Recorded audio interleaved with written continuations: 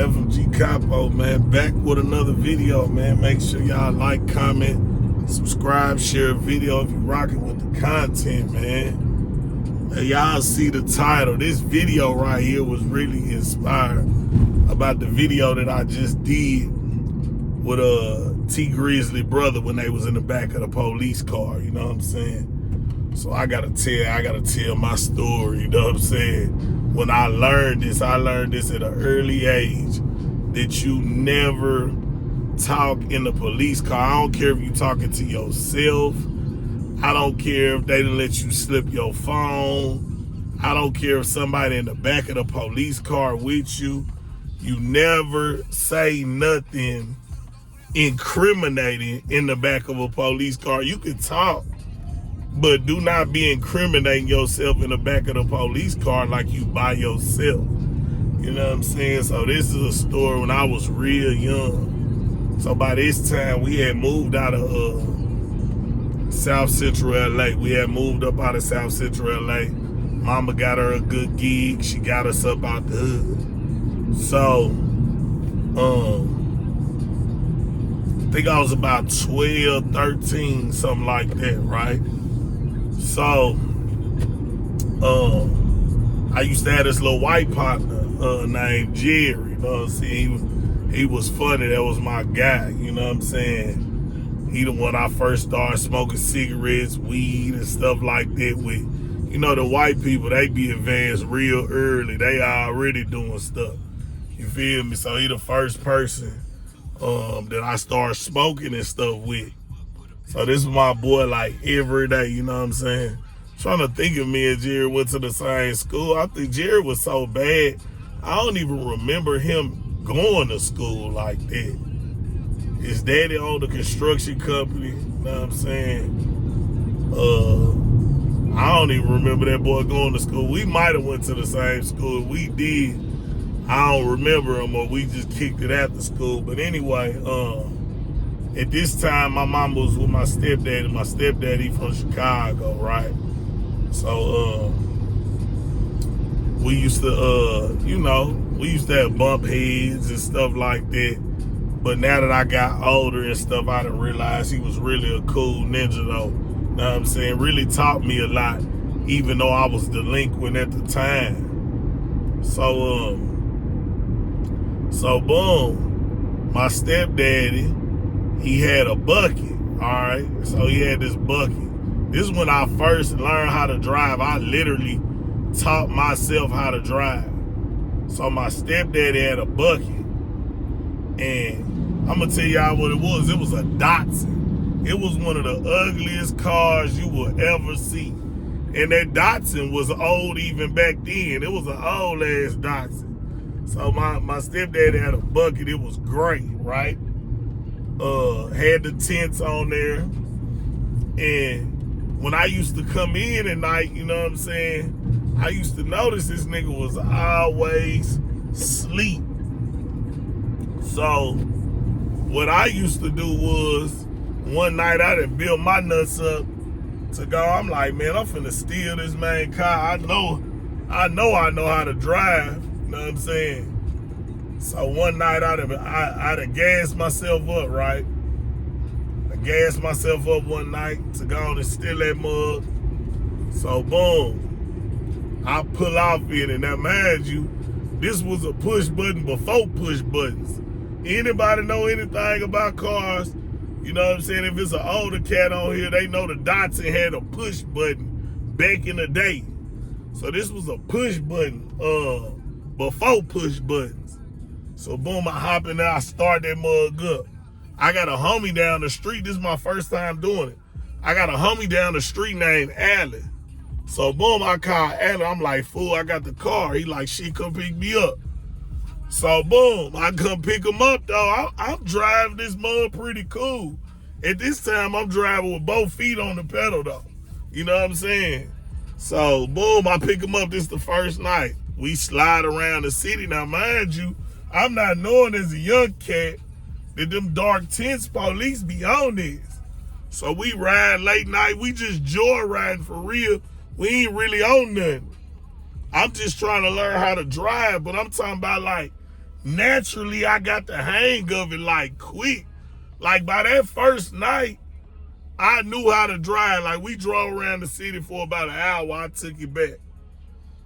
So mind you, we used to do this, you know what I'm saying? I used to do this on a random. So by that time, I already knew how to drive. I was whipping it, driving with one foot. I'm late night, we swerving. You feel me? Everything smooth. So I don't even know what ended up happening to the Datsun, but the Datsun, I don't know if it broke down. I don't know if the police took it, you know what I'm saying? Because my stepdad, he was crooked too. So I don't know if the police took it or whatever, but it was gone. So he ended up getting another bucket. It was I want to say it was called a Dodge Colt or something like that. Whatever a Colt was, C-O-L-T. I want to say it was a Dodge or something like, maybe a Toyota, something like that. It's one of the older models, you know what I'm saying? So yeah, got the Colt, you know what I'm saying? The Colt was cool. It didn't have no tents. It was like a little automatic, like little hatchback, you know what I'm saying?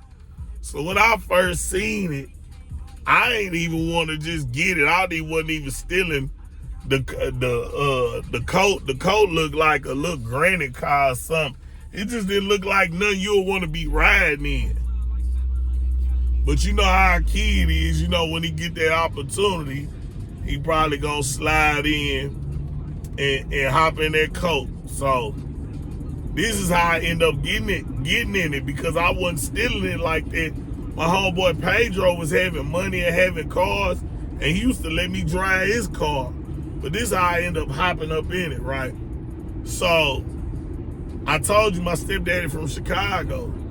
I don't know what happened. I don't know if somebody died in the family. Something happened to where this man had to go to Chicago. So boom, he dip and go to Chicago. Mama there. Mama worked. What mama working at the time? Now mama working day shift at the time. So that mean like when I get out of school, she gone. You know what I'm saying? She probably get out work at like 5, 6 o'clock in the evening. So boom, the Colt keys is there, but I'm telling you, the homie Pedro, he had the whips and stuff, and he used to let me drive, so I was tripping. We in the Navy, we in the range, we in all kind of shit, so I ain't even tripping on the Colt. So boom, I get out of school one day. I get out of school kind of early, right? So mind you, mama ain't gonna be home about 5, 6, 7 in between that time. So the homie Jerry, my white homeboy, he called me. He like, hey man, I know he said something. I think it was something about some weed, man. We need to go to Ryan and go get some weed, such and such. I'm like, man, fool, Ryan all the way out there. I ain't trying to do all that, cause Ryan stayed all the way on the other side of town. And then I thought, I'm like, dang, the Colt keys here. Shoot, let me get the car. I said, hey, man, be ready. I'm finna come pick you up. He like, what, dude? I'm like, yeah, bro, be ready. I'm finna come pick you up. So, boom, I hurry up. Boom, I hop in the Colt. So, Jerry actually stay on the next street. So, Jerry like, I pick him up. This before we can even take off to Rasta Ryan house, right? Before we can even get to the house, we hop in the car on his street. We going straight. Then we going around the curve on the next street. I want to say the next street is like Rio Hondo or something like that. We curve around on the next street. Soon as I bust that little right turn to curve around on the next street and head to his house, Jerry gonna say, hey dude, man, let's see how fast this goes. So I'm like, man, he like, man, come on, stop being a pussy, bro. I'm like, man, I ain't big, you feel me? Because I told you by this time I'm whipping, it's good. So boom, we started at the top of the street. I hit that mug, you know what I'm saying? So it's a residential street. We probably going, if I was to estimate, I would say we was going at least 60, 70. So mind you, the busy intersection is coming up. So you know what somebody gonna do? Of course you gonna stop. Fool, how about when I pressed the brake, y'all? That motherfucker was not stopping. I'm like, oh shit. And I remember like in slow-mo, when I was pumping that shit, Jared was looking at me like, dude, what the fuck? So I'm like, boom, I'm pumping. So now I gotta make life decisions. Cause we going 60, 70 in the all-coming traffic. This is a busy intersection. So I can either go into the busy intersection and die, or I could swerve to the right and go in somebody's front yard to stop this motherfucker. So you know I made the logical choice, but still almost killed myself. So I made the right. So boom. We go up on somebody porch into their front yard. They had a big front yard because it was the corner house. So boom, I hit it. When I hit it, boom, we sideswipe a tree. I'm talking about, you know what I'm saying? If you was an unlucky person, it probably would have smashed my whole face. By the grace of the God, it just crunched the whole side of the car. So boom, we stuck in somebody's front yard. The car smoking, all kind of stuff, you feel me? So immediately, me and him, you know, we slick criminals already at a young age. You know, the first thing we do is hop up out that motherfucker, you feel me? Me and Jerry hop up out that motherfucker, take off running. Mind you, our house is right here. We ain't nothing but on the next street over. His house is right there, my house is right in the middle. So he like, dude, fuck, dude, I'm going home. I'm like, all right, bet I'm finna go home. So I get home. I'm racking my brain like, what I'm gonna do? My dumb ass, they called the police and told them somebody that stole my stepdaddy car. Now this is how you know that I should have never been a criminal, cause that was some stupid shit. They pulled up like, first of all, how do you know, you know what I'm saying, that somebody stole your stepdaddy car? And I told them I found it. I told them that it was on the next block. I seen it crash. Fool, when the folks pulled up, I got all kind of glass stuck in my skin. You feel my panic? I ain't know what to do. I'm a kid. I don't even know I got evidence of the crash on me. This little piece of glass stuck in my arm.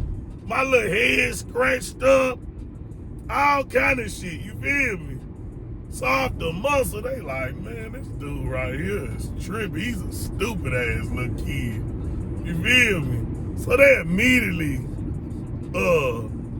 put me in the back of the police car. As they put me in the back of the police car for some odd reason, Jared walked back around the corner like a dummy. He acting like he trying to figure out, hey man, what's going on with my buddy? Not knowing he got glass all stuck in his skin and he scraped up. They put both our dumb ass in the back of the car. Soon as he get back in the car, he's like, dude, man, what the fuck you do? I'm like, man, I called the police. I said, I called the police and got them reported the car stolen. He was like, dude, that was smart. Not knowing, dumbass, we get recorded. So we talking about more shit, incriminating ourselves. He laughing, giggling, I'm laughing and giggling. We really think we some smart criminals. We some of the dumbest criminals in America. You know what I'm saying? Real talk. Soon as the police get back in the car, he replayed exactly what we said. I'm talking about, he replayed it in front of our face. So he said, and after the recording got through playing, me and Jared, we back there looking at each other. He said, you know you guys are going to jail. You guys are going to juvenile hall. So, just you guys will be able to call your parents when you get there.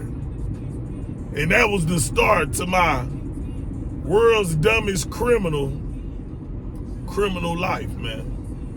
And y'all make sure y'all subscribe to the channel, press that like button, comment on what's going on. Share a video if you rocking with the content, man. It's FMG.